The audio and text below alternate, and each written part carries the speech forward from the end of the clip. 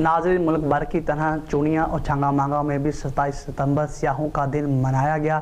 Deputy commissioner कसूर फयाज अहमद माहौल की हदायत पर असिस्टेंट कमिश्नर चूनिया खुरम हमीद ने सियाहों और तफरी मकामात के हवाले से सियाहती प्रोग्राम छंगा मांगा में मुनक्किद किया। इसी हवाले से मज़ीद बता रहे हैं हमारे नुमाइंदे इरफान अशरफ, आगाह कीजिएगा।